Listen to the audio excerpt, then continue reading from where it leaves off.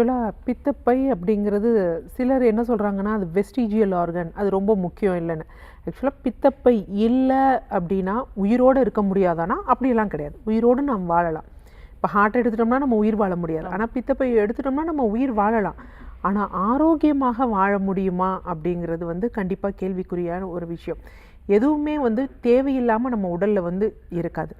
So பித்தப்பையோட main benefits என்ன அப்படின்னு பார்த்தீங்கன்னா, இப்போ பித்தப்பை இல்லைன்னா பித்த நீர் இருக்காதானா? இல்லை. பித்த நீர் நமக்கு கல்லீரல்லேருந்து தான் வரும்.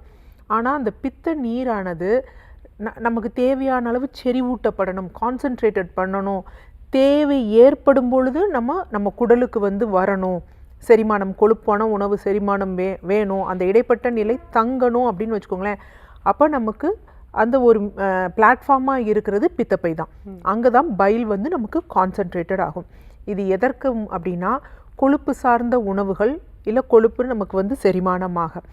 ஆக்சுவலாக கணையத்துலேருந்து பேங்க்ரியாட்டிக் லிபேஸ் அப்படிங்கக்கூடிய ஒரு நொதி இருக்குது, அதுவும் செரிமானம். நிறைய இது இருக்குது. ஆனால் இப்போ நம்ம நம்ம நினச்சிட்டோன்னா ஒரு மூட்டையில் நம்ம துணி கட்டி வச்சுருக்கோம், பெரிய துணி. ஸோ அதுக்குள்ளே நிறைய சின்ன சின்ன துணிகள் இருக்காங்க. ஆனால் வெளியில் இருக்க மூட்டை நம்ம இது பண்ணி வச்சா தான் உள்ளே இருக்க துணியை எடுத்து இது பண்ண முடியும். அப்போ அதை அவிழ்க்கணும் பார்த்தீங்களா? அதோட சர்ஃபேஸ் ஏரியாவை இன்க்ரீஸ் பண்ணோம்னா அதுக்கு ஒன்றே ஒன்று என்ன அப்படின்னு பார்த்தீங்கன்னா, இந்த கான்சென்ட்ரேட்டடாக இருக்க பைல் ஜூஸ் தான்.